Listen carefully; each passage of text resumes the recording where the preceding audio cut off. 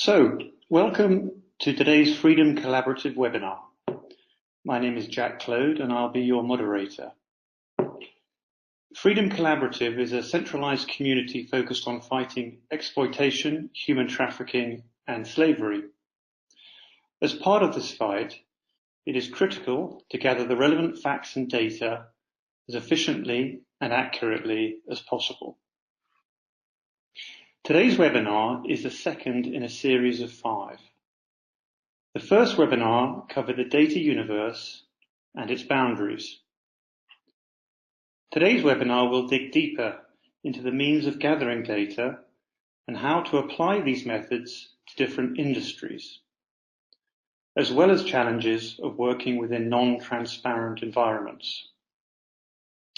So I would like to introduce today's panel. First of all, Chris White. Chris is a principal researcher and partner at Microsoft, working on special projects. His team developed software for data analysis, focusing on the intersection of artificial intelligence and business intelligence, including analytics tools for structured numerical and unstructured streaming data. Their work has been applied to fighting digital crime and worldwide tech scams. Before joining Microsoft, Chris was a program manager at the Defense Advanced Research Projects Agency, or DARPA. His work has been applied to countering human trafficking, financial fraud, and terrorism. Chris also served DARPA as the agency's lead in Afghanistan, where he oversaw their portfolio of programs and led the data science and analytics efforts. Our second panelist is BC Tang. BC is the head of Global Trade Finance Proposition and the APAC head of Risk Proposition. Prior to this, BC functioned as the head of Customer and Third-Party Risk and head of APAC Research and the global head of Organized Crime Research for WorldCheck, which is a Thomson Reuters business. BC is a specialist in transnational organized crime networks, AML, counter-financing of terrorism, narcotics trafficking, human trafficking, and multiple other areas. He's currently a research fellow at the China Center for Anti-Money Laundering Studies at Fudan University. Our third panelist is Neil Giles. Neil has a long history of law enforcement with New Scotland Yard, regional and national crime squads, the National Criminal Intelligence Service, and the Serious Organised Crime Agency, in leading major international programs to counter organised crime. This includes as the UK Law Enforcement Attaché to North America based in the British Embassy in Washington. Neil's been working with Stop the Traffic since 2008 and is currently director of the Centre for Intelligence-Led Prevention, which is a platform to enable the industrial collection globally of stories of trafficking and to aggregate those through analysis into hotspots and trends, and then to share them innovatively with every kind of vulnerable community to build resilience to trafficking. So thank you, Neil, BC, and Chris very much for being on this webinar. Myself, I'm the founder of a research company called Black Peak. We've been the partner of Liberty Asia for a number of years. And earlier this year, some of our team traveled to Cambodia to train NGOs on investigative research techniques. So a final word before we start. So we're going to broadly divide today's webinar into 3 areas. One will be gathering data from online sources. The second will be the process of planning and conducting interviews in the field to gather data. And at the end, and in fact, during the webinar, we will talk about the application of these different methods to different industries, construction, palm oil, fishing, etc. so we can talk about practical applications of the data methodologies. And at the end of the session, we'll open the panel up to questions from you all. You'll all be sort of muted, but you can send in your questions through a panel on your screen, and we will get through as many of them as we can. Okay, so the first area we wanted to cover was the use of artificial intelligence, and talk a little bit about how ready it is or not to handle collection, analysis, and presentation of data on human trafficking. It does seem that certain databases online make collection not easy, and sometimes it can be difficult using AI tools to know what they may have missed. So Chris, if I may start with you, could you talk a little bit about your experience and advice on the use of AI tools? Certainly, Jack. Thanks very much.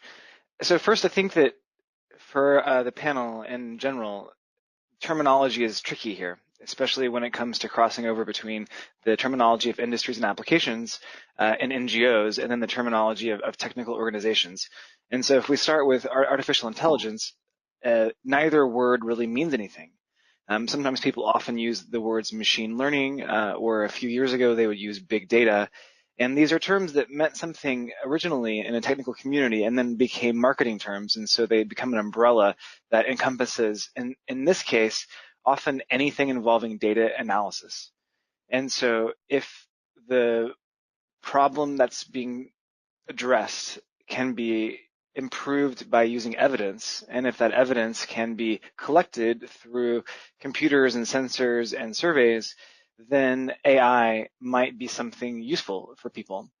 At the same time, if you read the news or watch movies or read books, then what's often referred to as general artificial intelligence, or the robot overlords that we worry about, then it's often a different thing. In this case, I think what's most relevant is what's often referred to as narrow AI, or artificial intelligence that's applied to a very specific activity that's hard for humans to do or is time-consuming or expensive. And in the case of discovering information online, it's extremely time-consuming and laborious for people to do, to issue so many queries in sequence, to have so many browser tabs open, and to find and organize and analyze that kind of content. And so I would start by just suggesting that artificial intelligence can mean something a bit narrower than what people see in the movies. And when it comes to discovering content online, things like web crawlers, things like using application programming interfaces, things using existing government databases and search windows on different websites, all of these are tools that are available, and depending upon the goal and the technical know-how and the budget, they can be used in different combinations. Thanks very much, Chris. And we will come on later to some talk about particular tools and what may be cost effective. That's very helpful. BC, would you like to comment? Yeah, absolutely. So, my first disclaimer is that I'm not an artificial intelligence expert, but I'm certainly a user of tools that are enabled with elements of artificial intelligence. So I tend to agree with Chris that I think, first of all, we need to demystify what artificial intelligence actually is in order for any of us to speak constructively on this topic. And, you know, it's been a big word within the financial industry for many years, and in the last few years, it seems to be sort of the golden bullet that's going to solve all problems. One of the problems, as a result of the industry taking artificial intelligence a lot more seriously and adopting them in a lot of regulated industries, would be the question of how do you audit artificial intelligence, or a system that is enabled with artificial intelligence. And I think that the important point here to make, which is what Chris has alluded to, is that in that big umbrella of artificial intelligence, there are a lot of quadrants or different types of how technology can be used. And a big chunk of it, at least in my world and how we use it, would be in a supervised environment. So effectively, we're using artificial intelligence to essentially mimic or replicate what a human person would be doing, but in a much larger and a more efficient scale. Considering that 90% of the world's data has been created in the last few years, we're really in this age of an explosion of information, and a lot of times something that a human mind cannot be capable of processing. So I guess I'll stop at that. I think we're going to touch on this a lot more in this webinar. But for me, it's the ability to process languages, process unstructured data, and a vast amount of data that's really helpful, at least for us doing this work. Thank you, BC. Thanks very much. Hey, Jack, this is Chris. Can I just jump in and add on one more thing? Absolutely. As we move to Neil? I think that starting from a familiar point is helpful here. And so most people have used a search engine. And whether it's Google or Microsoft or Yandex or whatever else, that's a very common tool that most people use to find basic information. And it's based on artificial intelligence. And so the very simple act of reading a very large number of documents and organizing them by keywords itself would be difficult and time-consuming for a person to do, but computers are very easy, very good at doing that kind of a thing. And so as BC mentioned, often there are issues of either efficiency, how do you take what a person would do and make it faster or more scalable? And then there's also issues of new capability. How can a machine discover something that's hard for a person to discover? For example, a machine's very good at finding common information across different web pages. It's hard for a person to recognize similarity. And so I would just want to echo what BC was talking about and provide an example, I think, that can serve as a basis for content discovery, analysis, and presentation that's very familiar in the search engine. But when you want to go from getting restaurant recommendations or looking for a building and you want to analyze trafficking-related activity, how do you do that? That's one of the bigger steps. Right. So in terms of, within certain parameters, within certain algorithms and instructions, these tools can be very helpful. But when it comes to the importance of sort of human intuition and following a lead in terms of looking for how data is connected, then there is maybe some limitations. Well, we think of it in terms of augmenting people at Microsoft anyway, as opposed to replacing them. And as BC mentioned, many uses are supervised, and so by people, either regulatory or because of risk or other profit motivation. And so we find that for complex problems, problems that are underspecified, problems that involve people, like trafficking-related problems, those are particularly cases where the combination of people and algorithmic effort are best suited.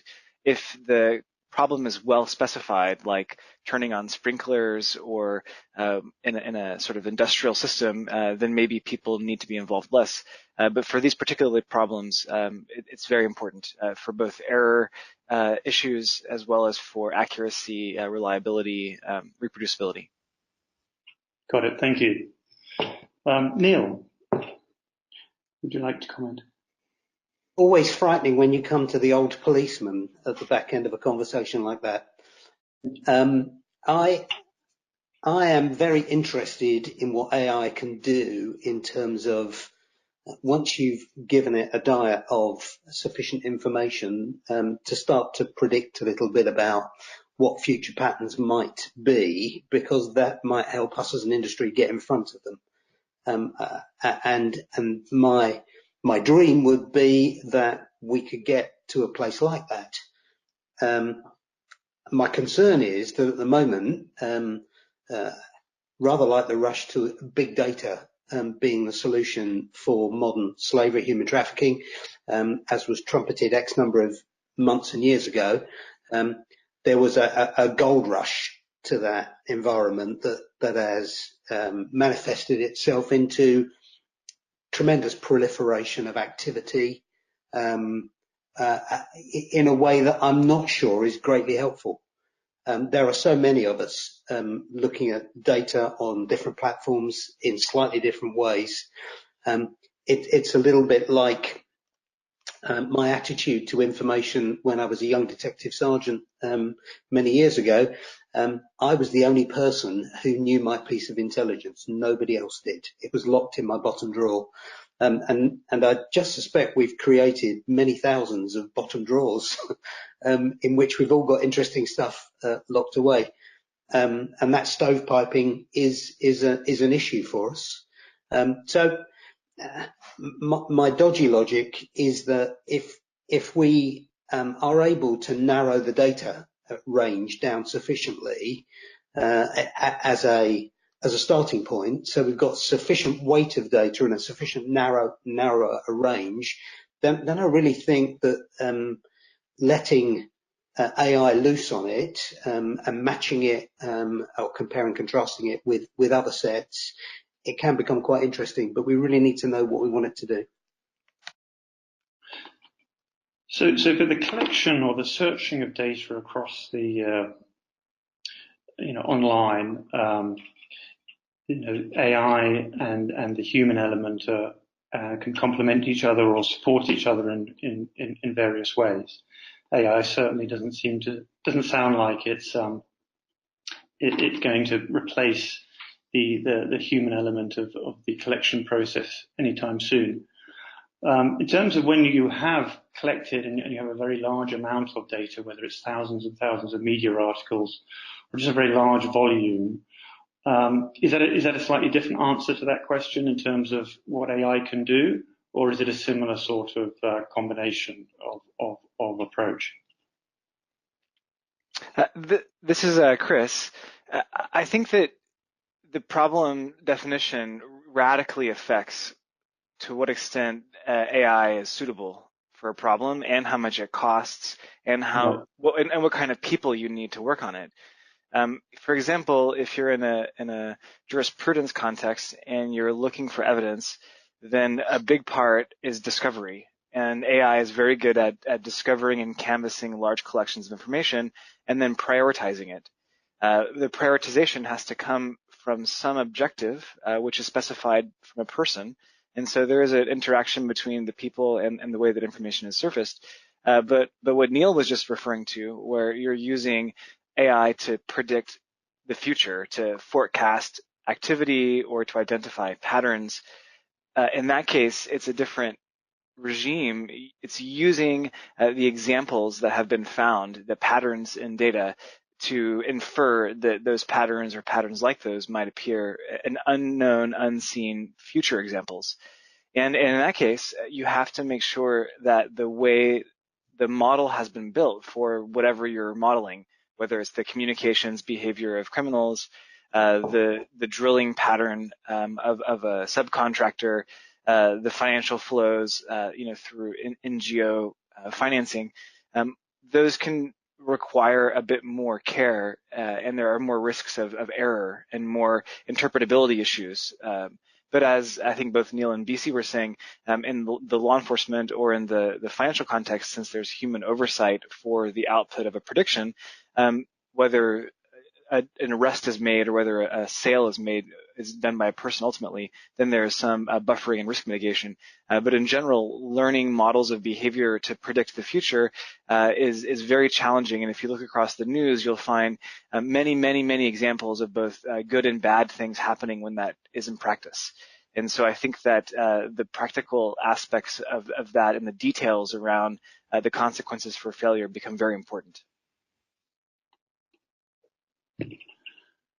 Well, thank you. So I think this would be an area where, if people can note down some of their questions, it's clearly a very complex area, a very experienced panel, and there'll be opportunities to discuss this at the end. I think particularly for, in the case, for example, of a relatively small NGO who has some limitations on their resources, but wants to understand if there's applications that they should be exploring and using, then it would be helpful just on a sort of practical level if there's any particular products or first steps that they might be taking. So any final thoughts on that before we move on to the next topic? This is just Chris one last time, just since this topic happens to be one that I work in quite a bit. I want to make sure that people at least have the hooks for asking the right kinds of questions. There are many subfields of AI that have been developed over history in computer science departments. Computer vision for analyzing imagery, speech recognition and analysis for analyzing speech and sort of telecommunications. And then natural language processing technology for analyzing text and graph analysis, for analyzing graphs. And it can seem like quite a lot, but those distinctions can be important when it comes to data type, signal type, and method for analysis, only because you would hire different people and because the maturity of those fields is different depending upon which field it is, and that each of those fields have different open source software packages that are developed by academics in that field and different companies that support them in terms of building businesses and business models. And so it's not just one umbrella of AI, but actually these subdisciplines are quite well developed with lots of resources and their own issues. And so I would suggest people that are pursuing AI in general to find or articulate the problem they're addressing and the resources they have access to and the way in which they process information currently, because it makes a big difference whether you're looking at satellite imagery or manifests from a shipping company in a foreign language or a bulk communications from a financial institution. All of these things can require different techniques to address. Super. Thank you very much, Chris. And BC and Neil, you know, we don't have to rush on from this topic, so if you had any final thoughts as well, let me know. Yeah, Jack, if I can just jump in as well. I concur with all panelists, but I'm just going back to sort of my roots of working within an intelligence agency, and I'll confess that I was part of the generation that was working on big data, and then eventually, you know, AI, you know, evolved into the big umbrella word of AI. And I've worked in both collection agencies as well as a bigger cross-government agency that was building something for prediction or for forecasting or foresight. And the challenge with prediction and foresight systems, and this was about 15, 20 years ago, was that you were highly dependent on, well, first of all, getting useful structured data into it. But then whatever that came out from the system, you had very little ability to validate and confirm what the assessment is. It's a bit of a challenge. So to the point of Chris, that, you know, the model needs to be solid, and needs to be strong, and needs to be constantly reviewed is something that's very important, and obviously was taken very seriously back then. But if you go, you know, sort of back to the sort of basic and immediate benefits of using AI or AI-enabled tools, it's really around classification. It's around discovery. It's around being able to process big amounts of data, unstructured or, you know, cross disciplines of collection or data collection. So sort of in a nutshell, even though we're being enabled by a lot of technology, the olden golden rules of intelligence, which are you know, to treat your information, your intelligence, and your analysis with the utmost scientific rigor is an important rule to maintain. To constantly challenge the output of the analysis, and then having an ability to validate the information with an independent source. I think these are still rules that are valid today, and something that will really help you be able to work with technology with comfort and confidence. Neil here, just to support what BC has said. Everybody in this industry needs to collect with a purpose, and needs to seek validation. As BC said, those rules of intelligence gathering from the dark mists of time really are essential elements of our work. Thank you, BC. Thank you, Neil. Well, with one eye on the clock, I'm going to move on, but then we can have more discussion at the end on that whole area. I wanted to spend a moment on an area which actually I'm only recently become familiar with, but which is multiple systems estimation. I'll just briefly describe my understanding of it and then invite the panel to add to that with any experience that they'd like to share. So modern slavery is difficult to measure in the way that we might measure other kinds of crime. It's difficult to sample a general population. There can be political sensitivities and unwillingness to share data, just difficulties in non-transparent jurisdictions. There's no one place to go to get data on human slavery and trafficking, as we all know. So multiple systems estimation uses the overlaps between several incomplete lists of human rights violations to aim to determine the total number of violations. So under this sort of system, lists of trafficked or enslaved people are collated from different organizations such as NGOs, local government, law enforcement lists, and the lists are checked to identify overlaps, and then they are entered into formulas which generate reasonably reliable estimates of, for example, the total number of forced labor within a specific data set or area. I was looking at the Freedom Collaborative website and noted that the University of Nottingham are using this system and inviting organizations to approach them so they can help those organizations to use the system in their fight against slavery.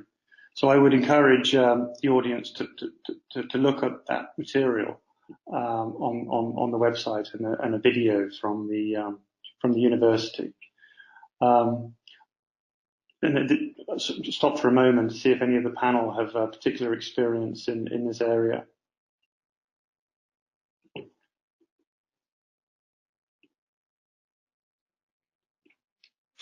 Well, I'll be the first to confess that I don't. This is Neil here. I don't have experience in this area. I was interested to note when I've had a peek at this that the UK government, when it was developing its law to combat modern slavery in the run-up to the 2015 Act that we passed here, they used an MSE process to come up with the estimate that there were about 13,000 people in the UK in circumstances that would amount to modern slavery, which I strongly suspect is utter bunkum. And the latest estimates suggest something like a factor of 10 would be closer to the truth, so 136,000 people. Yeah, thank you. That is interesting. Yeah, so unless Neil unless Chris or BC have any particular experience, it's a model that's worth studying. This is Chris. I'll jump in for 1 second. Both as a bit of a contrarian here as well. I'm as a data person and a computer scientist, really interested in things that are measurable.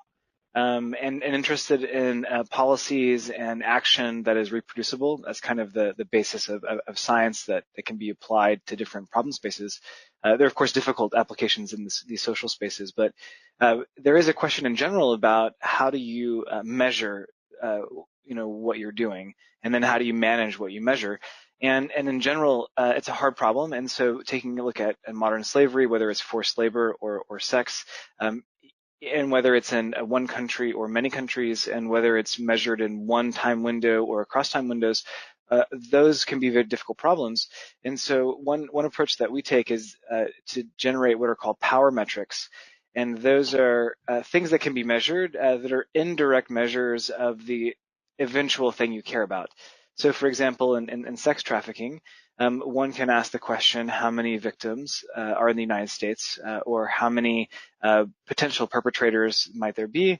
And that's a hard question to answer, and you have to use these approaches like multiple systems estimation. And as the moderator Jack and Neil have alluded to, it's a system that's used by the ILO and used by IOM. And so there's a lot of sort of support in the community. But if you take a problem like sex trafficking, where those lists are slower to be organized and they have to be integrated, you might use a power metric like the number of online advertisements for sex and escort services. It's not the same as measuring the number of victims, but it's a proxy for it, and it gives you information about the economy of the problem, and it's something that you can watch change at a finer granularity. When compiling these lists, it has to be done almost annually, but in these other environments, maybe you can measure daily or at a more frequent interval. So I think that in general, measurement systems are very important. Data sort of logging in that with that intent is important. And then whether it goes into one or many regimes of measurement, it can depend on the organization. But I would strongly support the use of these kinds of approaches. Great, thank you very much, Chris, and also thank you, Neil, for recognizing that these systems are not perfect and can sometimes be quite off. So there's a need for constant refinement and vigilance and understanding of how these different models work. So thank you. So on to quite a different area.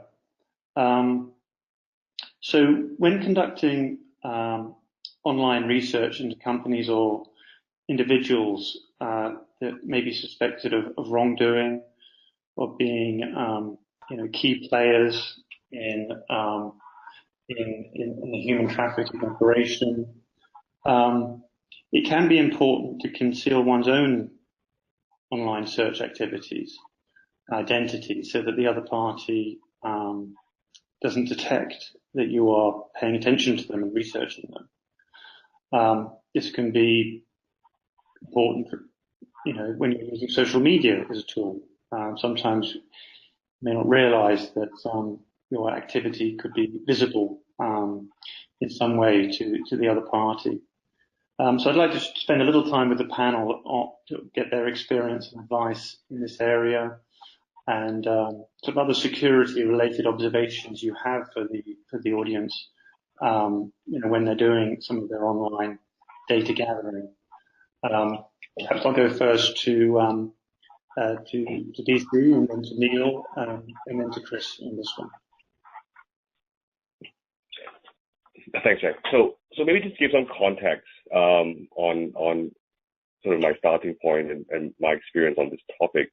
So when I was head of research for WorldCheck, we had about just shy of 300 analysts and a mandate to hunt down, investigate, and profile a long list of criminal activities, right? So it starts from your arms traffickers, your corrupt politicians, your drug traffickers, human traffickers, and so on. So we do this day in, day out, around the world, and obviously our extent of reach is global. So I think for a start, I think VPN in general is just good practice, whether you are investigating people or not. I think information security, your own IT security, your personal security is of most importance, and VPN in general is just good practice that we all do. But besides just protecting your own, cyber footprint and your addresses online with VPN, there's actually a number of additional benefits of having a VPN. So when you access websites like we do for work, the website that you are visiting clearly would have visibility on the traffic. So they will have the information of who's visiting the site at what time, how long have they taken on each page, what pages have they accessed. So all that information is actually available to the owner or the manager of the site. that obviously speaks to the importance of you concealing your identity in certain scenarios. But also sites can build rules around limiting access to either specific IP addresses, a specific range of IP addresses, or the countries to which where the IP traffic is coming from. So in those instances, we've actually found it very helpful to have VPN, and in fact, a number of VPNs where they have server sites around the world where we can actually try using different VPN logins or connections. So I think that's one two key points that I want to sort of highlight.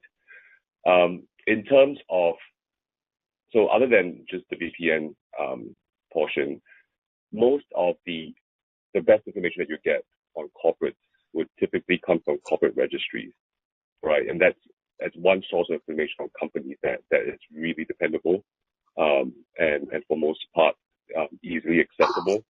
But the trend of the last 10 years has been governments bringing their corporate registries online.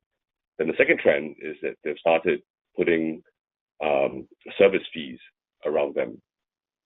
So in order for you to get the corporate filings, you would need to pay a small sum, and then typically through an online payment portal, be it a credit card or PayPal or whatever it is, and you would have to be an identified user or recipient of that information. So in that instance, I think a lot of us need to be to pay more attention to the fine print of that service, particularly around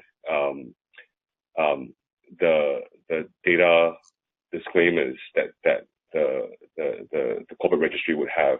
So whether they would keep your data on file, whether it can be disclosed if somebody had asked to find out who had bought the registry or their company registry information. So all that is important as well. I guess the last point that I want to touch on would be, again, when you start tracking a company and going to a company site, either using a tool to do the site harvesting or some form of an expedition to discover the full extent of the entire site. I think we do need to be very careful around that. We have used robots, robot tools where we've pointed them to a site that was not properly indexed by a search engine, and we've used that tool to map the entire site and explore the site and essentially harvest data. And within a few hours, our IP address was actually blocked from the site because they would, typically they would monitor traffic. In that instance, that was actually a government site, so thankfully, nothing happened. No guys in black suits ended up knocking on our doors, but that IP address we had used was blocked for the next 24 months. So we actually had to use a different IP address. And thankfully, we had a number of VPNs available to us. So I think that reinforces the importance of why you need a VPN. Now, if the site that we were trying to harvest and explore turned out to be a site used by a criminal organization, I think the outcome could have been quite nasty, or potentially quite nasty, or dangerous. Thank you, VC. Really, really interesting. Thank you. Neil, what's your experience in this area? Well, firstly, I'd just echo VC's view around VPN. All of our research team, in the broadest possible sense, are advised to do exactly that.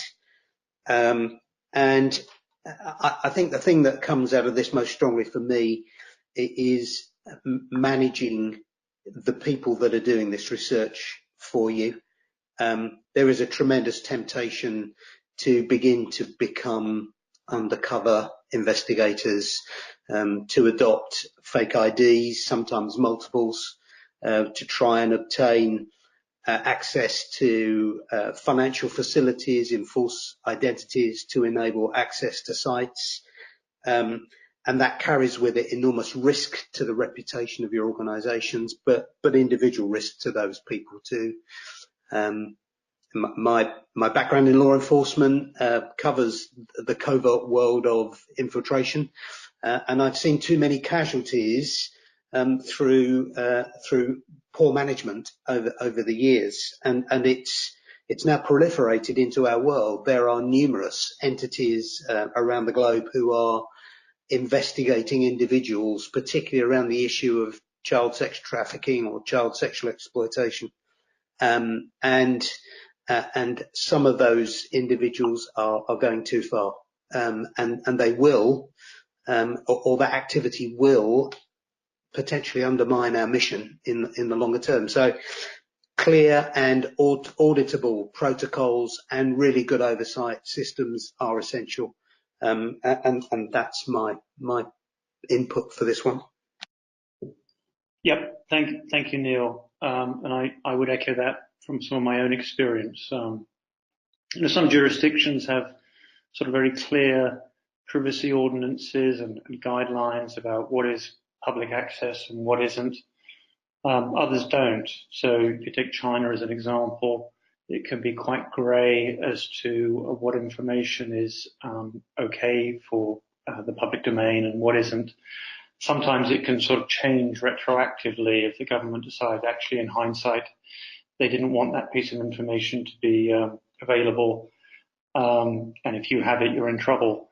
So you really need to stay very carefully on the right side of all of that, and that requires sometimes, unfortunately, paying for legal advice, but otherwise just being super cautious in your methodologies, and not putting yourselves or your team or at any kind of risk. Chris, over to you. Thanks.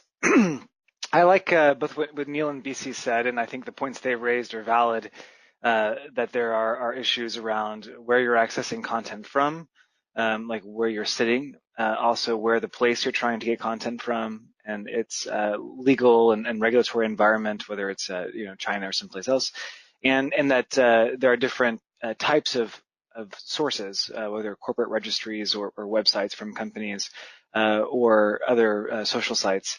So I think that their acknowledgement of these issues seems accurate to me. And I would add a couple of things, and then I maybe would disagree with a couple of things. And so the things I would add, in addition to protecting your own IT security, there's a whole range of things that can be done there. And I would look into security research and standards for what the current practices are, but beyond VPN, there are ways to use the web browsers in different settings, like the incognito setting on the Chrome browser, or to restrict the sort of cookies or logging that happens within a browser. And then sometimes we find it's important to turn off images so that when a web browser reaches a website, it doesn't render the image, because for obvious reasons, some images are people don't want to see. And then there are more heavyweight approaches for anonymity, like using the Tor browser, or even using the Tor browser on a separate piece of hardware in an environment called Tails. And these are really important things. As has been mentioned, if you're poking the wrong kind of organization who's willing to do whatever it takes to silence people, then when they find out who you are, then they may do something. This has happened to people on my teams. There's been a person who had a picture of their house and information about their family posted on the kind of 4chan, 8chan websites of trolls that were trying to intimidate him from doing anti-human trafficking research. And in his case, part of the issue was because he had a public persona around it, and so it wasn't just that he was doing research online and connected to a website and then people figured out who he was. It was that he was publishing about it and he was a figure in the industry. All that being said, these are issues, how to access content, how to protect your identity. At the same time, there are a whole bunch of policy issues that Neil referred to. And it's not just audible protocols or the management of personnel, it's also basic IT policies for storage. Where do you store this kind of content? Is it different if it's content about a labor issue than a sex issue? Is it different in a child issue or a non-child issue? In the US, we have particular laws that govern some of those distinctions. And it's also important because of the researchers and analysts that are looking at that content need support. They maybe need care, and they need education. And I also see the same thing that Neil does, that there is a risk of people becoming pseudo undercover, investigators.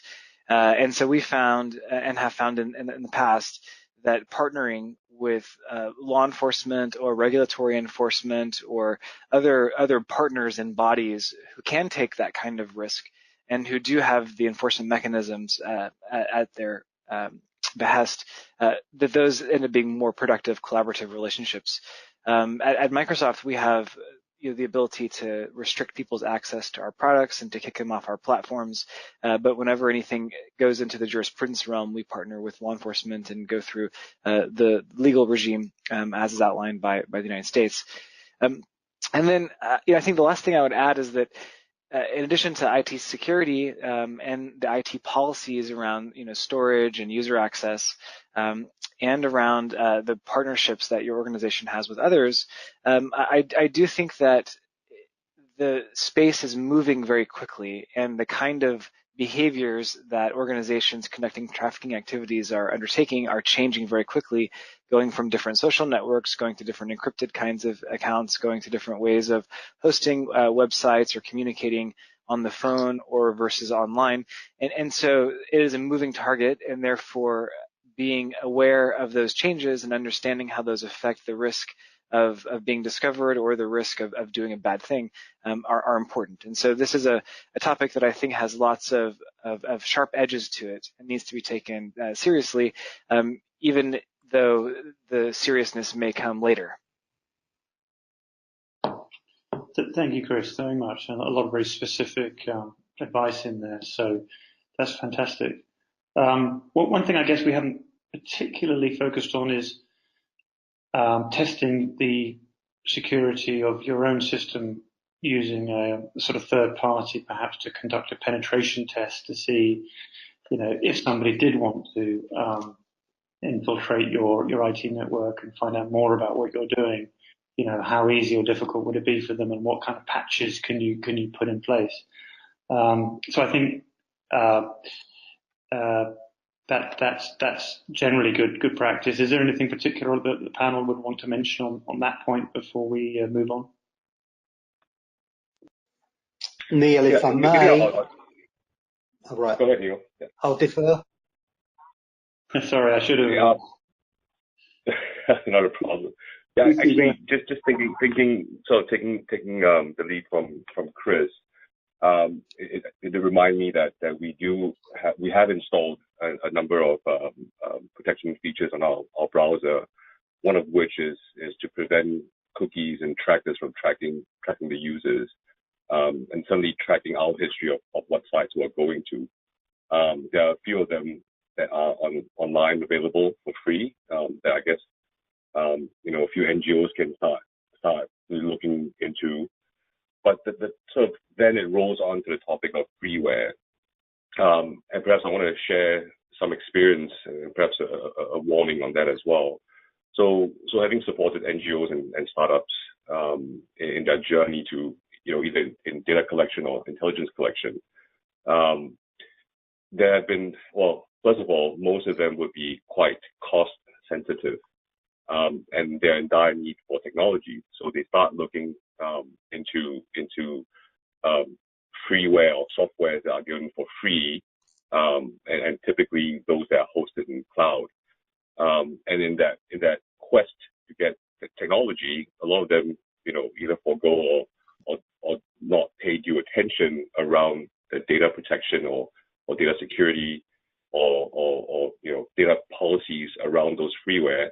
There have been a number of occasions where I've actually worked with NGOs that had unknowingly uploaded all their proprietary or sensitive data onto a freeware site, not particularly aware that part of the terms and conditions of using the freeware was that your data was going to be made available open source to the community or to their community.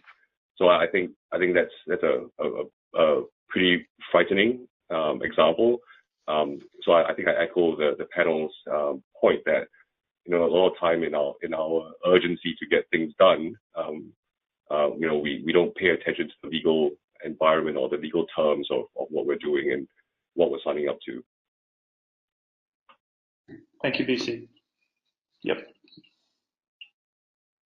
And this is Chris. One final thing to add as well is there's a difference between can't, shouldn't, and won't. Where can't is that you're legally not allowed to do something.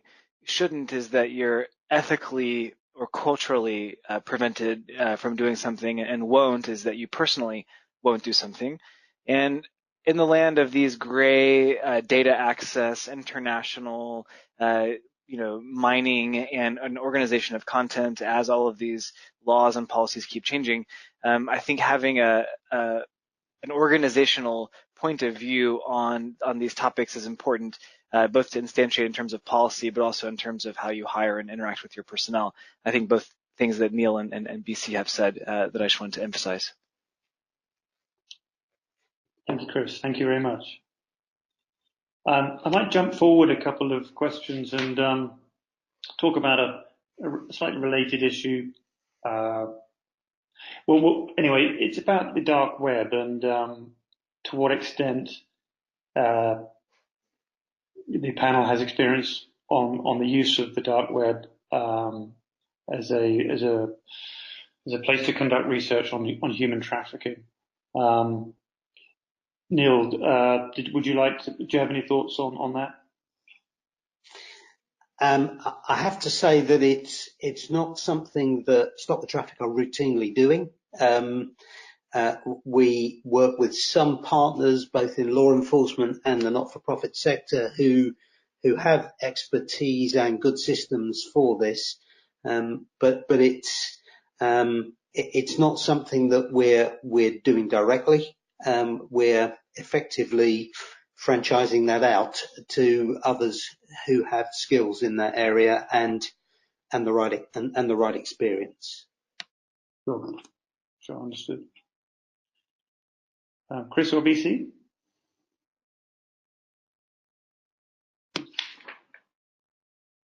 Maybe Chris, go ahead, I think you're more qualified than I am. I think you're more qualified than I am. Please go ahead.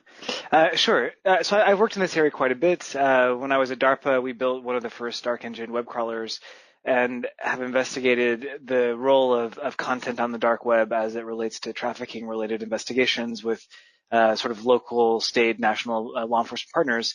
And we found that it depends a lot on the problem that you're trying to address.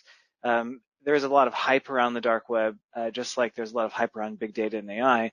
And that hype can distort what's realistic. And I think Neil has the right attitude, which is that you partner with people who are doing niche, technically deep work in areas that are challenging and expensive. And we often have seen the same, that there's lots of small companies that are doing technical work that are willing to partner with different organizations because they have the skills and abilities, and because it's hard for a large organization to hire and maintain and pay those kind of people.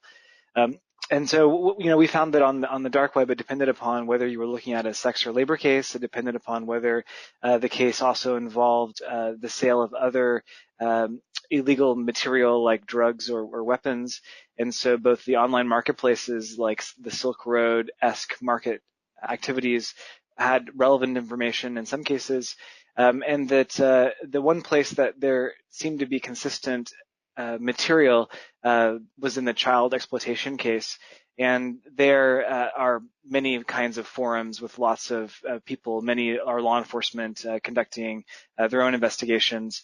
But there are lots of places in the dark web where people do get together and talk about child abuse and child exploitation and share information. And it's sort of the worst of the worst. And so at least my experience has been that the dark web is a rapidly changing environment. It is relatively reliable for anonymity. It does serve as a place that people can exchange information and goods.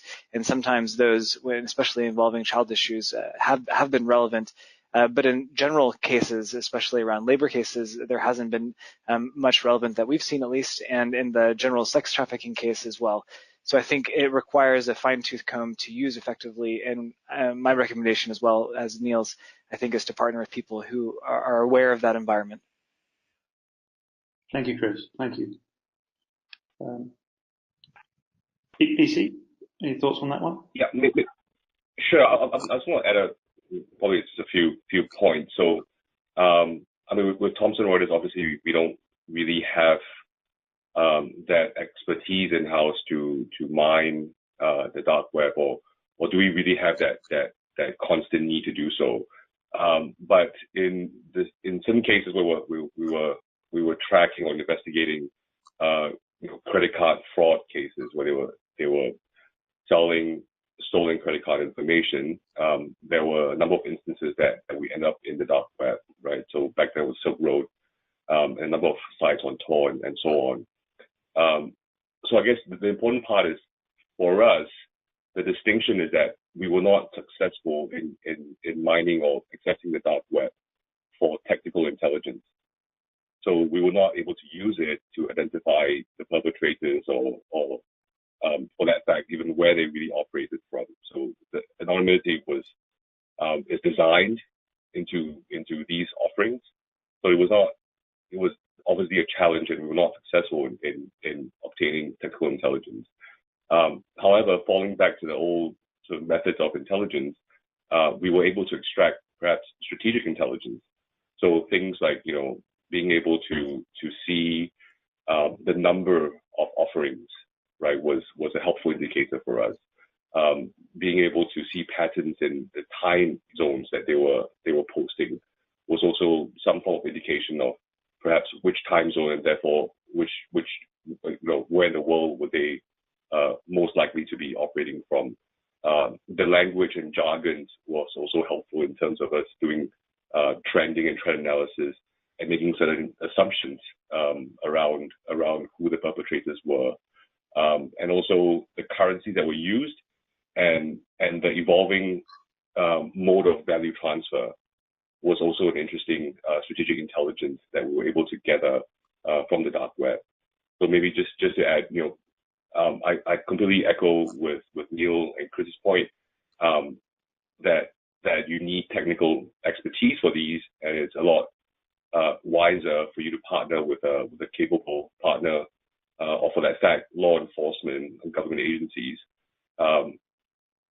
But for the sake of strategic intelligence, there are simple ways for you to extract value from such research.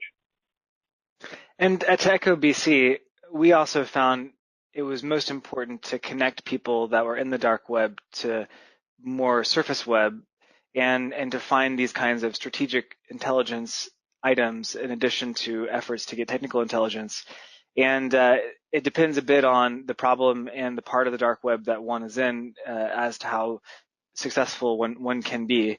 But in general, using his examples I think are great ones, and there are lots of other related things around how people use the same kinds of usernames, or people are engaged in multiple different dark web activities at the same time, and so some of it depends upon your ability to observe activity in different places of the web at the same time. And just to demystify a little bit, the dark web also seems to be like this big thing, and people often use these analogies like an iceberg where there's lots of content underwater. And I think that really it's just like a VPN or like a corporate network, that there is a specialized gateway that you have to use to get into a place where the content happens to be anonymous. But the content, the websites, the marketplaces, they look like normal websites, and it's a challenge to find them, and it's a challenge to keep up with them as they change. But it's not like there's a huge reservoir of untapped, unknown information that's just waiting to be used in all these trafficking investigations. It's more like the same kinds of behaviors are happening in the world, but there are now just a few more noisy and partial observations of those through different kinds of web and social sites. And the challenge of the investigator is to organize the content well enough to use within their organization, and that depends a bit on the organization. But that the dark web as a source of information to solve all the problems is a bit like saying that AI is the technology to solve all the problems, and neither is true, but both have true aspects to them depending upon the circumstance. Thank you, Chris. So I think that we'll cover one more topic in relation to online research, and then we'll move on to some sort of field work, some planning and conducting of interviews, and then I want to open the session to questions, because I'm sure there are lots of people who want to put questions to the panel. So the last question about online research is going to be about reliability. As we know, the internet is full of inaccurate information, misleading information, one-sided perspectives. It can be important to know who the ultimate owner of certain data sources are when measuring their reliability. Online discussion forums can be very interesting, but should be treated with caution. So I just wanted to spend a minute or two to see if the panel had any examples of where they've come across information that on the surface looked credible, but subsequently found to be misleading. Any sort of general tips on advising a research team in this area, or how to quality control things. Maybe I'll take the first stab at this. So I think it's a fair statement. I think that the problem has just been exaggerated because there is more information. This problem has existed for a long time. This problem has existed in the dark ages. It existed in libraries when books were the primary source of information, or paper was the primary source of information. And today, machine-readable data, is the biggest source of information. My bias would be, the same as how we operate within Thomson Reuters. That we need to fall back to the basic research skills of validating information. That probably sounds like a very simple task, but obviously there's a lot of depth and art, skill, and science to it. But essentially, the few basic core tenets of data validation would be, number one, is the site a known reputable source? Right. So is it a big media outlet? Is it a government site? Is it information published by a known publisher that has a good track record?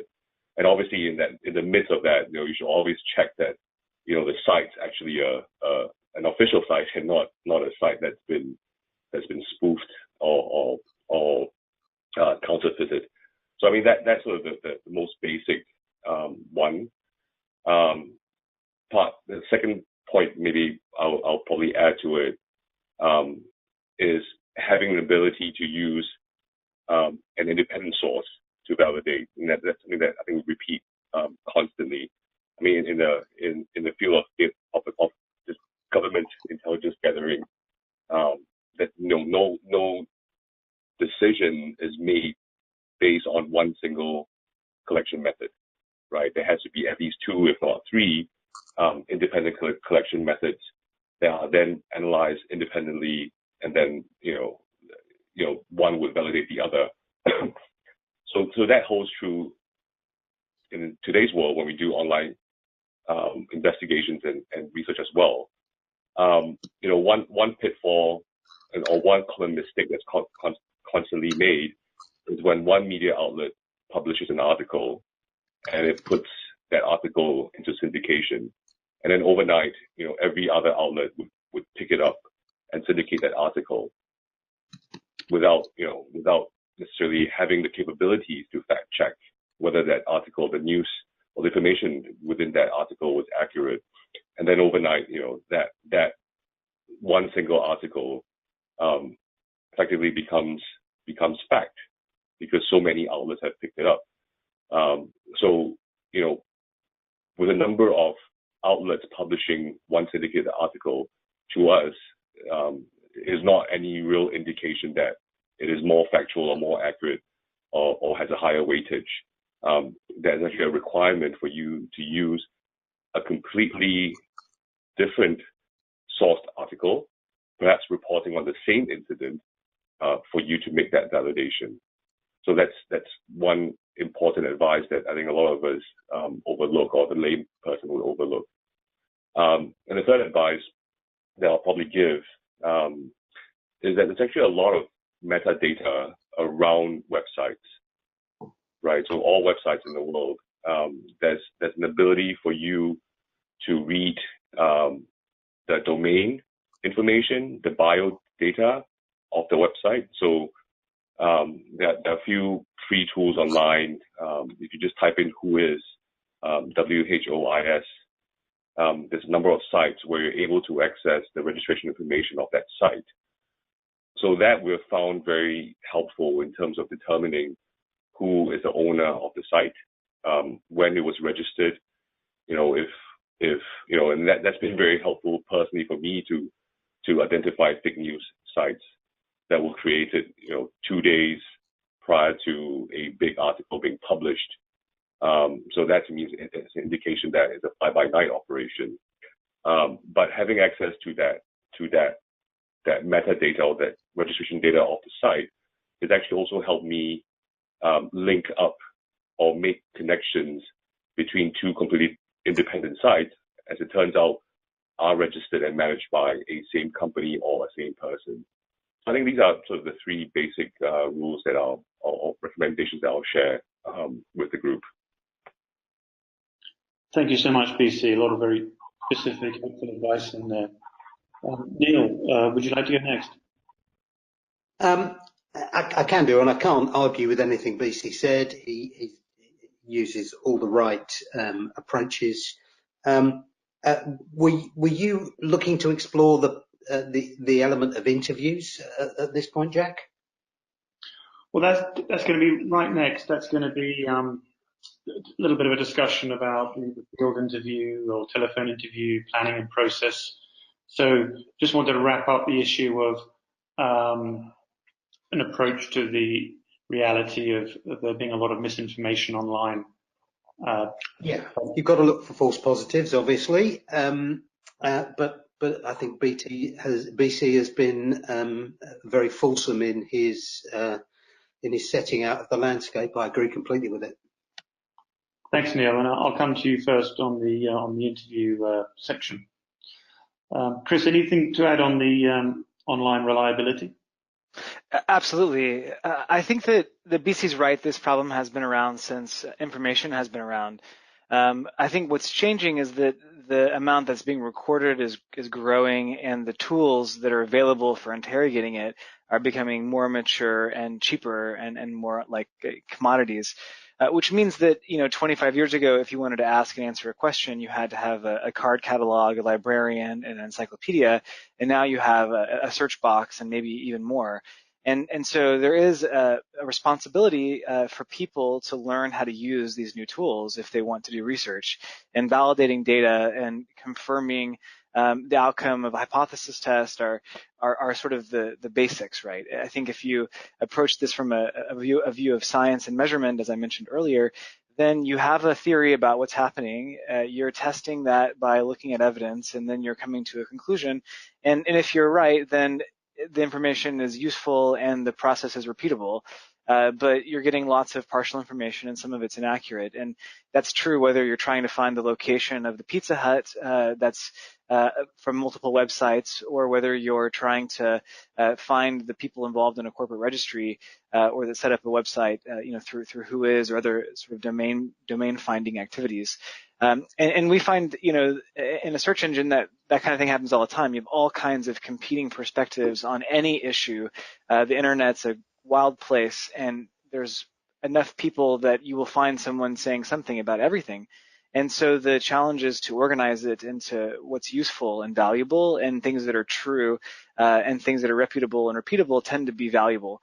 And so we often use many kinds of techniques for corroborating information, for validating what a fact is, and we use all available mechanisms. We use people, we use active confirmation through interviews and other ways to use automated methods. We compare things from different locations and when they were listed.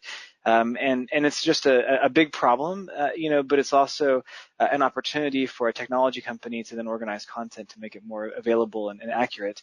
And in the trafficking investigation context, the problem is there even further because people are trying to be hidden. They don't want to be found in many cases, and so they intentionally obfuscate their identity or put out fake information. And so it's even more important to validate with multiple sources or multiple examples, as BC mentioned. But I wouldn't say that to limit things entirely to the pace of a person reviewing content might not be fast enough. And so having a system where the machines can help organize content and people can validate might be more profitable.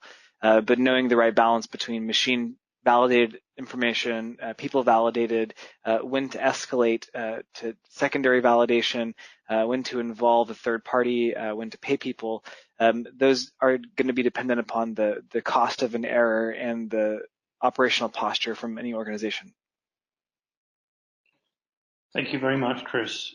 It's a huge topic. We could do a webinar just on this particular area, but it's been really helpful to listen to the panel. Thank you.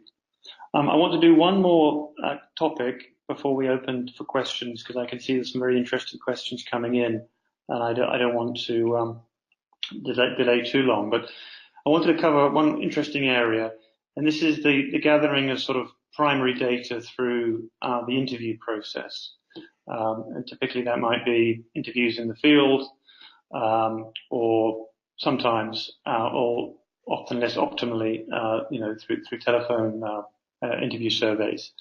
But particularly around field interviews, and to the extent that the panel can answer in the context of a particular industry, that would be great. But even just general advice would be very helpful. So we know that when you're planning an interview, or a questionnaire, you need to think of the realities of what it is like in the field, not just by your desk, but when you're actually out there talking to people, trying to get clear information, asking questions that the other party can clearly understand that they're likely to be willing to provide, can sort of respond in the format you need them to. Requires a lot of thought. So it'd be very interesting to hear the panel's advice on that area of gathering primary data. And again, Neil, it'd be great if we could start with you. Okay. So I come at this from an investigator's perspective. Life as an investigator teaches you to ask open questions whenever you can, so that you're not suggesting anything to someone who's witnessed something, and to try to be as short and as focused as you can be. The reality of our world here is that we're having to get questions asked in places where communication systems are poor, because that's where the vulnerable are recruited from, often using third parties who aren't as expert as you'd like them to be. And sometimes the classic message down the tube, send reinforcements, we're going to advance, turns into send 3 and 4pence, we're going to a dance. It changes significantly by the time it's interpreted on the ground. So you just have to factor all of those things into your criteria for getting interviews done on the ground. When you're working in a remote community through a third party with language difficulties and with cultural and contextual issues that many of us don't understand well, you've got to keep it simple, and just keep it to the facts. For me, what happened, when did it happen, how did it happen, and maybe why. And I'm less interested in who did it, but I am interested in who did it at the back end of that, because the who did it is the bit that makes everybody vulnerable on the ground.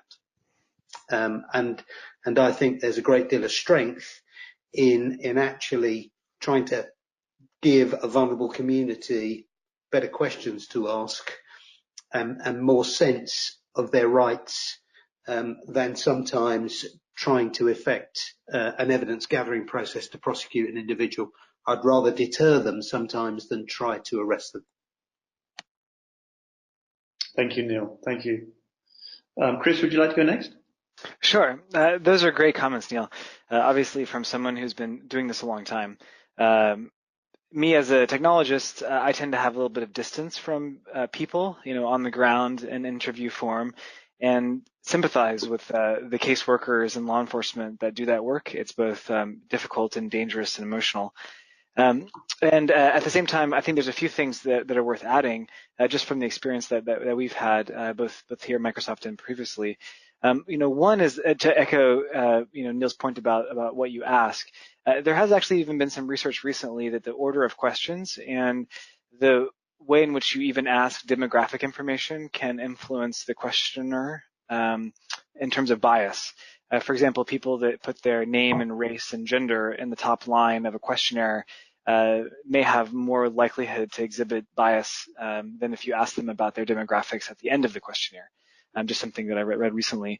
But in our particular experience, we've looked at the interview problem from the technology standpoint and how you can use different technology mechanisms to reach, as Neil mentioned, the poor communications-oriented environments where you do have to deal with language issues and you do have to get into the places where people are being exploited. And how do you do that with a technology aid, especially if you can't just send an envoy of people everywhere you want to go interview people? And so there's a bunch of things that have been going on. One of them is using different kinds of bots and SMS. One of our partners, for example, ran radio campaigns in Afghanistan and Thailand and sort of Southeast Africa. And in those radio broadcasts or in newspapers or in other publications would put interview questions with SMS shortcodes, and therefore people would respond, and those responses then can be cataloged. And even then you could start to do very clever things like use the responses that came in as queries to a search engine to find information. For example, if you were asking about who's recruiting for international work in your area, then the responses people submitted via SMS could become search engine queries to find out whether that organization had a real web page or not, whether it was registered in that country or not, whether it had been reported on previously or not. But we also found the need for, not necessarily third party, but the need for local people to bridge the language and communications and familiarity gap with the population of interest for interview. And that was why sometimes, although I agree with Neil that you need to get to the facts, we found that it was actually important to have a kind of warm-up so that people felt comfortable communicating with us in general or communicating via SMS in general. And that's why there were these advertisements on the radio. In Afghanistan, there was even an American Idol competition-like thing for Afghanistan, and people would vote on who they wanted to win. And so there was a way to establish communications with a population who has issues around literacy and sensitivity to surveillance and has fear of retribution. And so when they could understand that this was part of an activity that they had confidence in, they were more likely to then provide useful information about their safety or activities in their area. And then the same is true kind of in the land now with these cloud systems where you can use bots to take, say, for example, phone numbers on advertisements for sex services or for job postings in foreign countries, and then use bots to call those people or to SMS those people to engage in a dialogue about what they're advertising and what they intend and what's going on. And so I guess one overarching point to consider beyond just the bias of the interview questions themselves is the way in which technology can be used to either initiate contact, to record interactions through a mix of human and machine, and then ultimately, how do you engage with those people? It tends to be a human process, whether it's victims services or law enforcement investigations in person. And so knowing when to hand off to a person and how that relates to policy, law, and other considerations is important.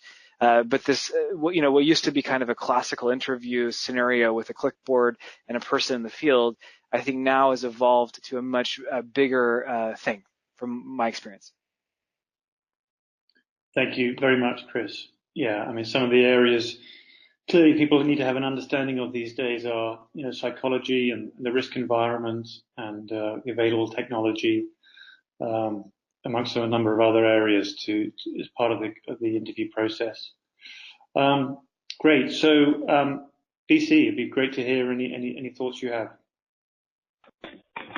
Unfortunately, I'm a desktop investigator, so other than my own job interview, I've never actually done a face-to-face interview. So no comment. No problem. It's been a very fascinating webinar, and I thank the panelists so much for all the very specific advice that they've been providing. What I think I'll do now is open it up to questions. So I've got this window on my screen, and I've seen these interesting questions come in from the audience. So let me start on those. In fact, question 1 and question 4 have some similarities, so I'll try and combine them. They both really relate to sort of AI, if that is the right term. Question 1, what are some of the most affordable and readily available AI research packages for nonprofits? And the related question, which is addressed to Chris, what is a good starting point to learn about the subfields of AI and to find new developments in these fields specifically related to trafficking? So yes, Chris, if you wouldn't mind kicking off on that one. Sure. The funny thing about tools for AI and machine learning is that a good portion of them are free, and then a good portion of them are expensive because they often come with people supporting them. And so as a nonprofit, this is one of the challenges, because either you can get access to open source software that is basically free, but you need the skills to use it and configure it and to make it part of your IT infrastructure, which is expensive in a different way. Or maybe you need to pay for a third party to use their tools or to provide their expertise in addition to their software. I think one question in general for these nonprofits is like really what they're willing to pay for. Many people these days aren't willing to pay for software anymore. They're willing to pay for storage. They're willing to pay for managed services. They're willing to pay for data access, and they're willing to pay for expertise that they don't have. But just buying software seems to be less of a popular thing, and the same seems to be happening in the AI space. And so I would recommend that one starting point is to consider the open source ecosystem of related AI technologies and how those have been organized into lots of open free courseware from many tech startups and tech incubators and organizations that are dedicated to it. In the Python community, in the R language community, in the Linux community, there's lots of places where you can find software packages and courseware to go along with them, just to become familiar with the space. And then I think getting down to the question of whether you build something yourself or whether you buy something or whether you hire a person, I would recommend answering that question in a more specific context and probably getting outside input because everyone that you talk to is going to have a conflict of interest. I find, for example, at Microsoft that often the benefit of AI is something that's added on top of services that are already around storage and data analytics and running businesses. That it's not that there is a specific single product like Siri for Apple or like the Google Assistant or Cortana, these kind of bot-like agents. That instead it's more that there are many places where there are lots of AI-related techniques that fit into products. And so knowing what kind of work you're doing, whether you're dealing with text, whether you're dealing with different kinds of risk mitigation or forecasting is important. So I think both the problems that you want to address, the expertise that you have in the organization, and then how to start from an open source and free point of view, and then only getting into paid services and purchase software once you have enough evidence that it's going to be worth the investment. Thank you very much, Chris. Thank you. So I'm going to move to question 2, which is, that I recently read an article that suggested roughly 80% of all the data available today falls into the unstructured bracket. What does unstructured mean? Does this apply to industry, where there is no defined methodology for the collection and dissemination of information? So I'll open that up for whoever on the panel would like to have a go at that one first.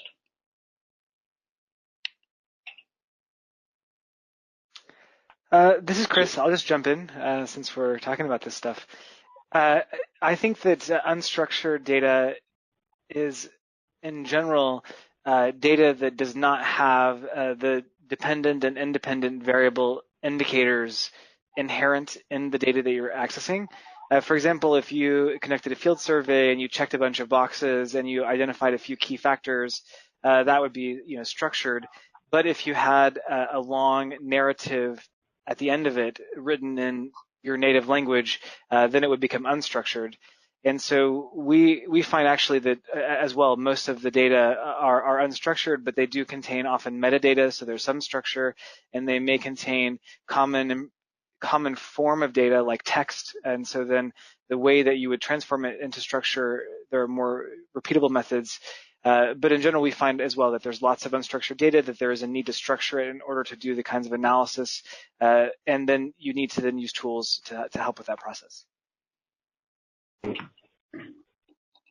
Thank you, Chris. I have another question from the audience, unless the panel want to add to Chris's comments. Yeah, so maybe I'll jump on that. So I completely agree with Chris.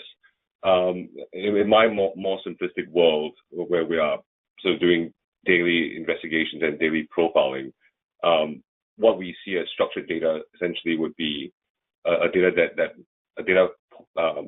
of data that follows a schema, typically a database of some sort that we can extract information very quickly and very effectively. Unstructured data in our world would be, as Chris pointed out, the narrative type of data, so articles, a long story of some sort, and the challenge of that is, besides the point that you need to validate the data to make sure that piece of information is relevant and accurate, it's very time consuming for you to even read through it and then extract the valuable or valid points that you want, which could be, 2 sentences or a certain name of a place or town, having to read through 3,000 words to get to that point. So tools really would be the most effective means of you to deal with that vast amount of data, which is essentially how we do it. And how we do it effectively would be to apply, for example, tagging of the article. So in an older context, we actually had our own library of terms that we would tag, apply those words onto an article. But today, with AI and advanced technologies, that library of words actually grows and evolves on its own. And then one additional benefit is, despite having to hire people that speak 70 languages, if tomorrow Thailand becomes a big issue, I don't have the ability to upscale my team that speaks Thai overnight. But with technology, it actually gives you that capability and that flexibility to act very quickly in a nimble way. I'd like to add one thing as well. This is Chris again, that as Neil mentioned earlier, when conducting interviews, the facts that are important, the what, the when, the how, in a way, if this could be structured, if you could have an Excel spreadsheet that had all of this information, and if it was accurate, then that's what you would work with. But as was also mentioned earlier around the different subfields of AI, the way that we use many of those subfields is actually to take unstructured content and turn it into the what, when, how, and who. And so that could be going from an image, like a satellite image, to a caption of what objects are in the image or where the image is a picture of. It can be text, as BC mentioned, going from a narrative text body to the entities, the actions, the locations, and the time that are mentioned in the article. It can go from speech to the text of the transcript of the words that were spoken, or it can go from videos in kind of a similar process. And so all of these are ways that you can use algorithmic and automatic methods to take one form of data which doesn't have structure and then can create a structure to work with, so that you can ask investigative questions like how many people are involved, what happened after that, where is there missing information. And if you had to do all of that by hand, as BC referenced, it would require reviewing manually all of the pages of narrative body as well as images and videos and so on. And that can be extremely expensive and time consuming. Thank you, Chris. Great. So I will come on to the next question, which is, can you give examples of hubs, such as universities, NGOs, or government departments, that focus on AI and human trafficking? Who are the key players in this space in the US and the UK, for example? Yeah, who on the panel would like to tackle that one?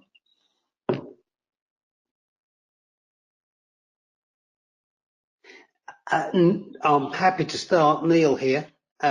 Whilst I'm aware that there's a lot of groups of not-for-profits and universities talking about data in those terms, I'm actually not aware of anybody who's that far forward.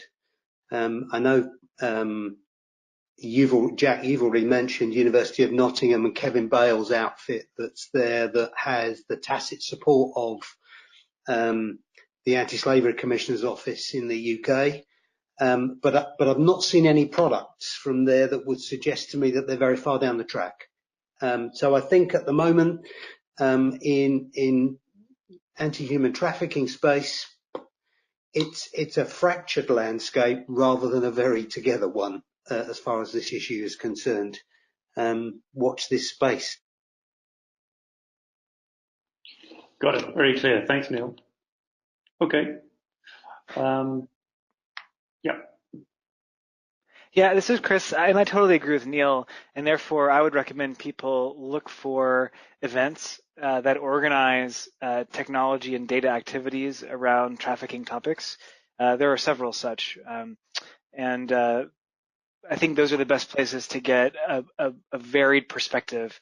I think in the absence of best practice or a winning practice, then it's helpful to have exposure to lots of practices, and then to be able to evaluate them more individually. Thank you very much, Chris.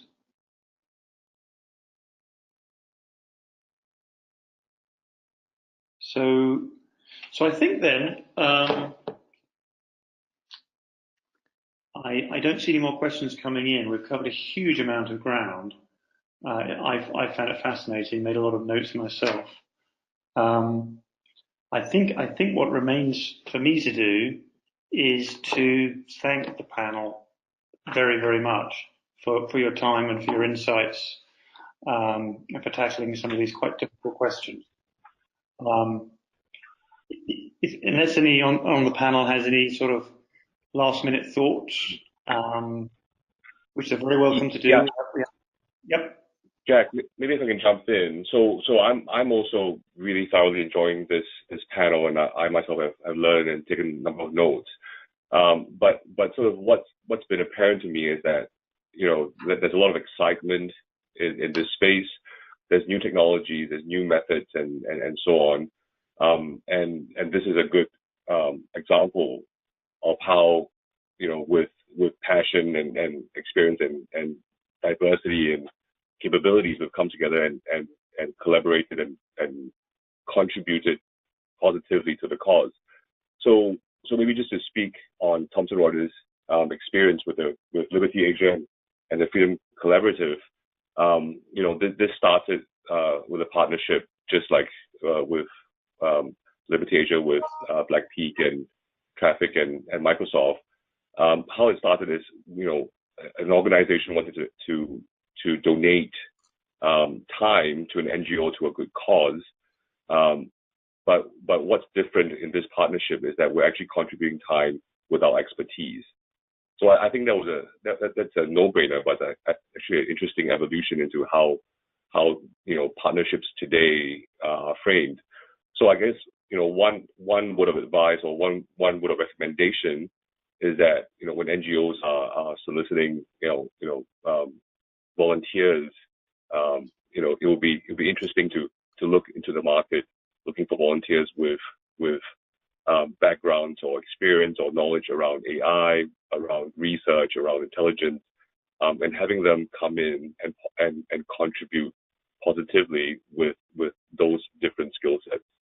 On a topic of software or with technologies or products, I know for a fact that a lot of organizations are actually also looking to volunteer the products and their time. So I think it's a worthy conversation to look into the market to see if there's any opportunity for NGOs to partner up with the companies. So that's just sort of my thought that I've gone through my head in this session. And this is Chris too. I had just a couple of parting thoughts. One is a little bit of a frustration. As Neil mentioned, the fracturing of the research around the use of data in anti-trafficking topics. I would say in general, there's just a huge duplication of effort and competition and confusion around nonprofits with data access, with data sharing, with the use of data technologies, with the partnerships they make with small and large businesses. And I find that it ends up people getting burnt out, tech people moving on to different roles, nonprofits not being able to retain people because of the market value of the tech abilities. And so one hope I have is that some of these organizations that are trying to provide the technical know-how to many NGOs will get more popular. That if there's more of a quorum around the kinds of skills and the kinds of tools and the kinds of data practices, if those can become more shared, and if some NGOs develop that as a core competency, then they might be in a better position to serve many of the other nonprofits, as opposed to every nonprofit that's dealing with trafficking having to answer all of these same questions about IT systems and data storage and data integrity and risks of doing online research. And we haven't even gotten into the issues with data that could be very deleterious to an organization, and where the limits are for collection and the use, and where you would not want to approach problems in this way. And so I think that instead of having every organization try to redo that learning every few years when they hire a new technology person, that if they can find a better way to come together on these particular topics, then there will be a collective benefit that can lift all of them up, hopefully. Yeah, I saw that statement. Yeah, and I would say Freedom Collaborative is a very large, important piece in that puzzle. I'm glad we've left this time for the sort of these wrap-up views and overviews. Again, it's very interesting. It just seemed to me that around the table and in any research group, you need people with a good understanding of technology. Perhaps in this instance, law enforcement, people who've lived in the countries and the communities that are being researched. You need a range of skills, and you need to motivate and train the people doing this research, and help them find ways to collaborate with their partners in other countries and regions. So there's a lot of work to do, but this webinar has been very important. It is all recorded, so it'll be available for people to listen to who have not been able to make it today. So again, yeah, I'm happy if there's any other thoughts from the panel before we conclude. Happy to hear any further final thoughts. Well, just Neil for a last one. the world of not-for-profits in this sector, the anti-human trafficking sector, has exploded in the last 10 years, from very small numbers to very large numbers. And of course, that has the effect of significantly splintering the available donor base. We're going to have to find a way to not just collaborate, but I suspect consolidate the sector if we're going to be truly successful going forward. So my little dream is that one day we'll all find a platform we can put a foot on. Yep. Yeah, another very good point. Yep. Well, Neil and BC and Chris, thank you so much. Thank you for everybody who submitted questions and who took the time to be part of this webinar. So I think we will sign off. Yeah, thank you everybody for your participation. Thank you, Jack. Thank you, Chris. Thank you, Neil. Thank you, everybody. Yeah, thank you Thanks, everybody. Bye for now. Thank you. Thanks. Bye-bye.